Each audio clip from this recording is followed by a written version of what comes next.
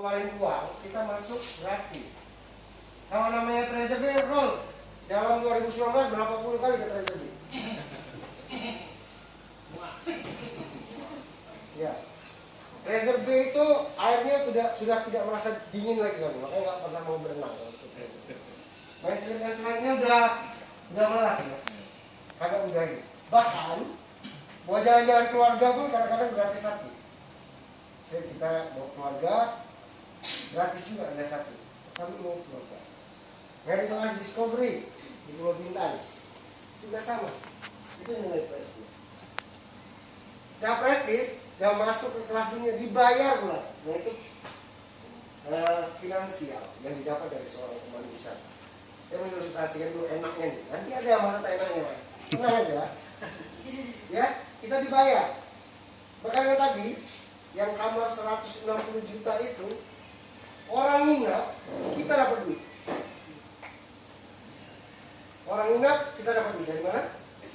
Komisi. Belum untungnya gitu ya. Belum ada. Jadi nggak bisa sombong sih Bang itu ya. Kalau sampai 7 malam aja orang nginap di 160 juta, saya dapat komisi 5% aja lah. Saya pula beli rumah. Itu dunia kepemanduan.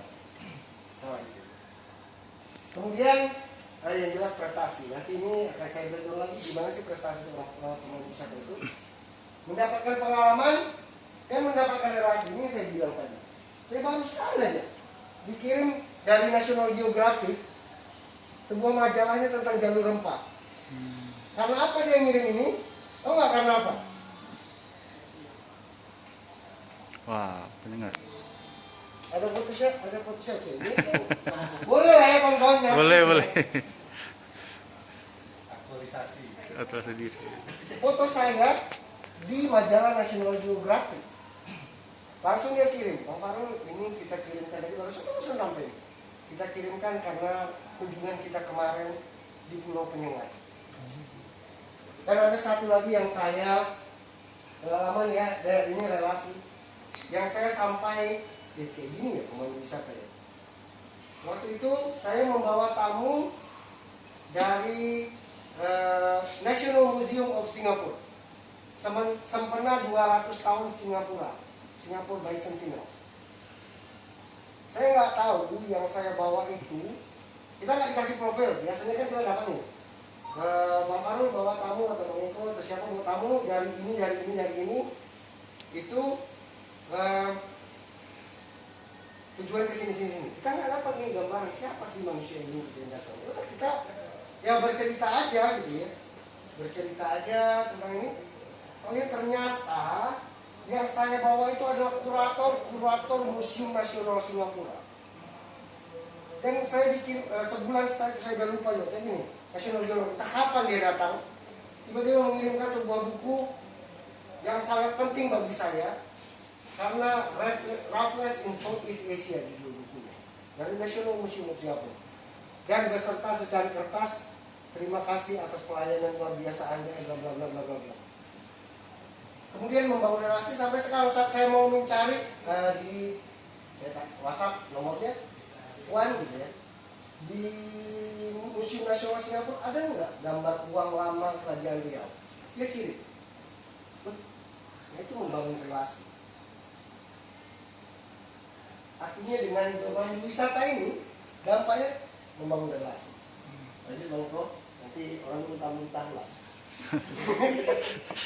Oke. Kalau cuma aktualisasi diri duitnya tak ada sama juga bohong ya. Dan dari mana sih pendapatan atau sumber pendapatan daripada pramu wisata?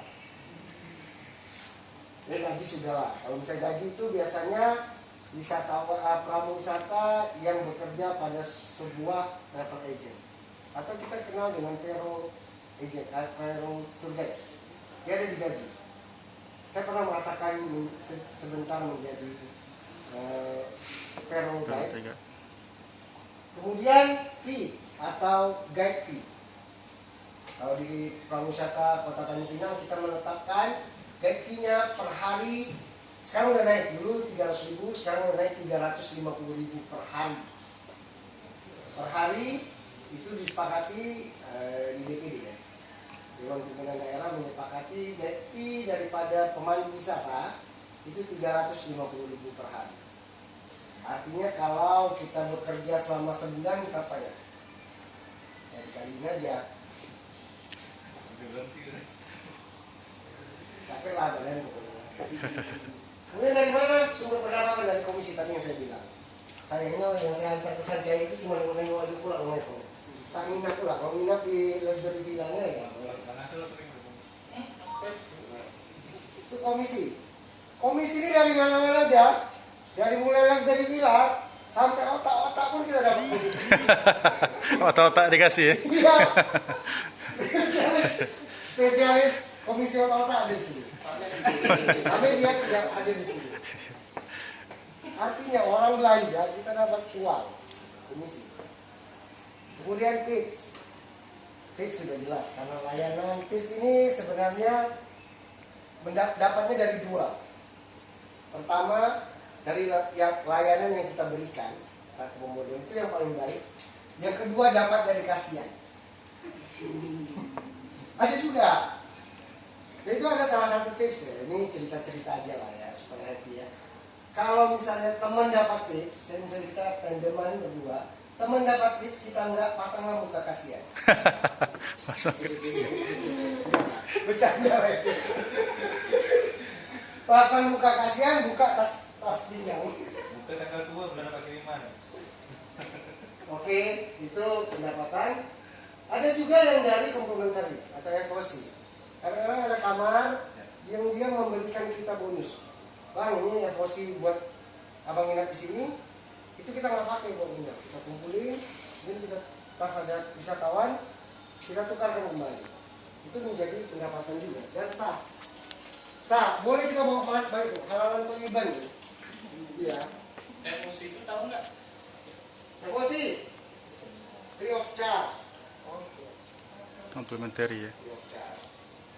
Kalau ada yang belum pernah ke Treasure Bay, kolam renang air asin terbesar di Asia, ada nggak belum pernah? Belum pernah loh. Oh belum pernah ya. Nanti kalau udah nggak pernah, 2 kali. masuk ke sana berapa? Sekarang 120 ya. Karena pandemi 175 sekarang. 175 ribu. Kalau kita masuk modal apa? Loh? Kartu. Modal kartu. Oh. Saya punya di dalam. Modal kartu ini. Baik kau punya. Laku nih masuk Treasure Bay.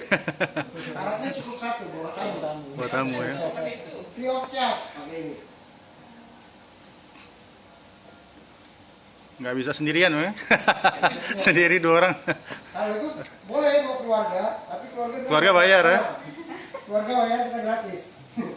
Kemudian ada bonus ya. Ini bonus ini lebih apa? Dengan tip atau apa tips kan. Kalau biasanya bonus ini untuk guided travel. Guide yang bekerja pada sebuah travel agent, kemudian karena layanannya baik, travel agent itu memberikan bonus. Itu juga sumber pendapatan dari perusahaan. Gitu, Bang. Nah, prestasi. Saya selalu menganalogikan prawisata itu teman. Teman dalam perjalanan. Bahkan kita juga duta dalam bangsa. Kita merepresentasikan negara kalau untuk turis luar. Kalau untuk turis dalam daerah. Nah, dengan keramahan, dengan pelayanan yang baik, saat wisatawan itu merasa terkesan terhadap pelayanan seorang prawisata, itu juga biasanya dampaknya baik terhadap daerah. Pernah satu pengalaman saya membawa wisatawan kepala-kepala daerah dari Bengkulu. Dari Bengkulu. Maksudnya gitu ya?